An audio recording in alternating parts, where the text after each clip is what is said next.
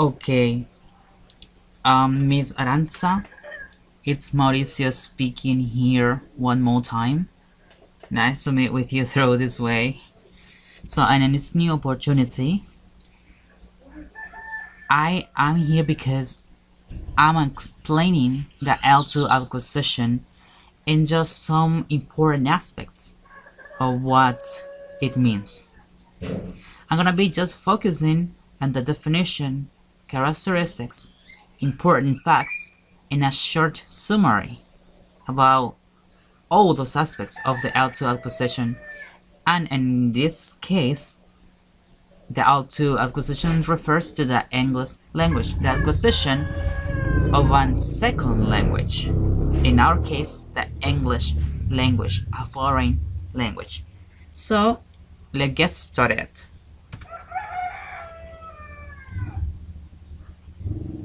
The definition.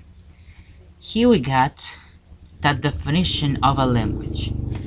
And it says that the language is a system of conventional spoken, manual, or written symbols by means of which human beings, as members of a social group and participants in its culture, express themselves.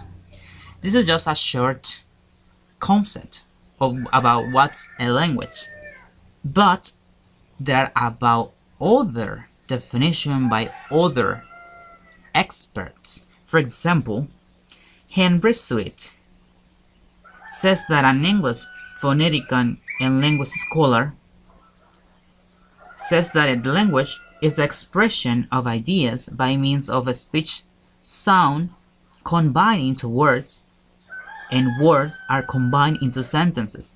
So this combination answering to the ideas into thoughts. This is what Henry Sweet thinks about a language. And I got another concept of the American linguistic Bernard Bloch. And it says that a language is a system of arbitrary vocal symbols by means of which a social group cooperates. This is kind of similar to the one that I'm just presenting on the screen. So moving on, here we got some characteristics of the comparative words of the L2 of the English that in L1, in our mother tongue, the Spanish, doesn't appear.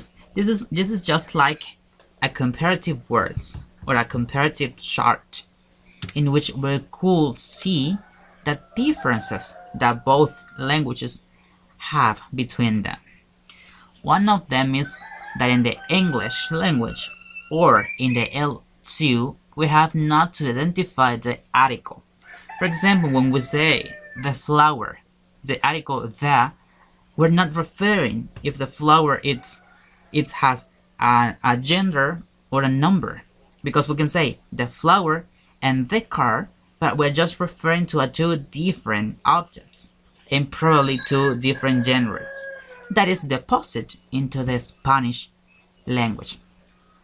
The second difference is that in the Latin derived words in English tends to be more formal instead of the Spanish that is such an informal language. Moving on, we got two more differences. And it says that in the English, vowels are 5 and 5 diphthongs. And it's completely different than in the Spanish because Spanish vowels are 12 pure vowels and 8 diphthongs. They are more than in English. And the last one says that English accent sounds as the same way for everything. So we got some homophones words that probably we could think that that are referring to something, but they are not because sounds really similar.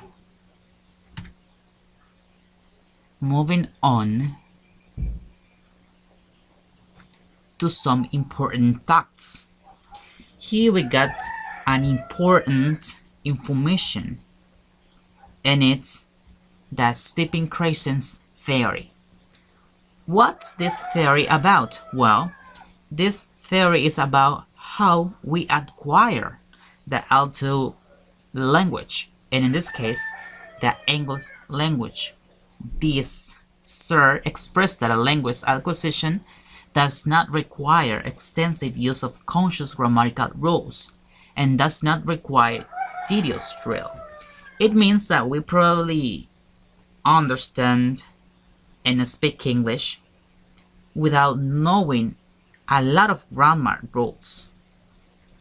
But this Sir also says that acquisition requires meaningful interaction in the target language, natural communication in which speakers are concerned not with the form of their utterances, but with the message they are conveying in understanding. So that's why people learned and understand English better when they go to United States, because as you know, in United States people usually speak in English. So when we are living in an environment in which the English is spoken, we tend to acquire this language because of the natural wave of our environment. So that's about the theory. But this theory also have 5 stages of the acquisition. The first stage is the silent or receptive. It sounds interesting. So the silent or receptive stage may last from several hours to several months. So it not, I mean, with this stage, what it means is that we couldn't acquire the English language overnight. No, it takes a lot of time depending on the individual learner. During this time, new language learners typically spend time learning vocabulary and practice pronunciation or new words. But while they may engage in self-talk, talking to themselves, they don't normally speak the language with any fluency or real understanding. Yeah, this is like the beginning of all of us. The second stage says early production. This stage may last about 6 months, during which language learners typically acquire an understanding of up to 1,000 words. They may also learn to speak some words and begin forming short phrases, even though they may not be grammatically correct. They're just understanding and they start to produce some words and some short conversations. The third stage says, this stage, learners typically acquire a vocabulary of up to 3,000 words and learn to communicate by putting the words in short phrases, sentences, and questions. Again, they might not be grammatically correct, but this is an important stage during in which learners gain greater comprehension and begin reading and writing in their second language. This is really amazing because to this level, the learner of the L2 language, it's acquiring just a little bit more than the beginning. The fourth stage says, in this stage, which may last for a year or more, after speech emergence, learners typically have vocabulary of as many as 6,000 words. They usually acquire the ability to communicate in writing and speech using more complex sentences. This is so crucial a stage, and it's also when learners begin actually thinking in their second language, which helps them gain more proficiency in speaking it. In this stage, we start thinking in English. Like for example, we could see any word in any object in English, but because we have acquired some knowledge, we can translate that word into Spanish because we are in the fourth stage. Or probably happen the opposite things. We can see any word and we just translate it into the English language. This is pretty beautiful and this is pretty amazing. So the last stage says continued language development or advanced fluency. It sounds a little bit hard, but let's see what it says. It takes most learning at least 2 years to reach this stage. It takes a lot of time.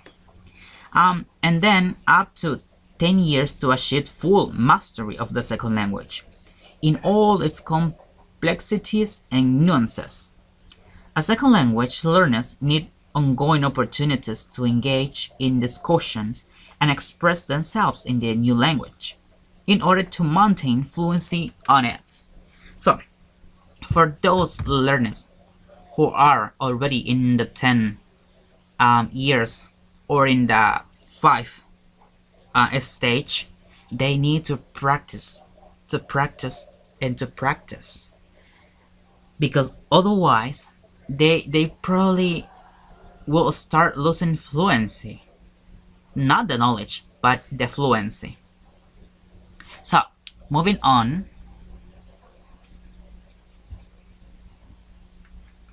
the summary, or a short final thought of what refers about the L2 language acquisition. And it says that for the best L2 attainment, for the best second language attainment, it seems to be beneficial to the culturally involved in the target language. It also says that young language learners who are starting to learn a second language seem to outperform older learners, but it has been pointed out here that over the long run the older students are more effective learners if they are provided with a sufficient target language exposure and motivation. So I do really consider that I have touched the most important aspects and the most important facts of the L2 acquisition language in order to give you a brief summary of what we have seen during the time in this subject. What we have learned so far. So thank you so much, Miss. I do really hope you have enjoyed our presentation and will be till next time. Thank you so much.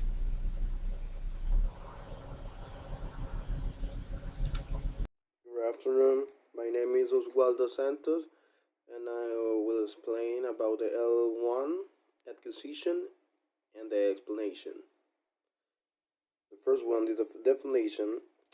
Is the first language that the human beings learns in his childhood, and that normally becomes his natural instrument of thought and communication. When we are children, we cry and we cry for food when we wake up, and that's a language because our fathers or mother understand what we want, and then we say our first word or first sentences to communicate something. And the characteristic is all learning start when the learner is a baby and continue through his life. As I say before, when we are a baby, we learn how we need to communicate something is happening, and that continue in our quotidian life. And babies learn language at the same time as their cognitive skill, the mental process involved in thinking, understanding, or learning develop. Is I say before, we when we're baby with the we learn with what we see, what we saw, what we think that means or something. And the last one and the most important, learners are motivated to learn language and they need to communicate. and that we need to feel motivated to learn something to communicate the other person what we want to say. And the important fact is that when it comes to the mother tongue, that is the first language. It is that every person acquired the language by imitation, and that is come. Uh, I want to say that an important point is the imitation. The imitation, cause when we're baby, we imitate what that the other person do for communicate to the father. For example, when a person say the baby want milk, the baby want food, we we use the sign to say to the person, hey, I wanted this. The child, the next point, the children acquire language through an innate combination and exposure to language from generation to generation.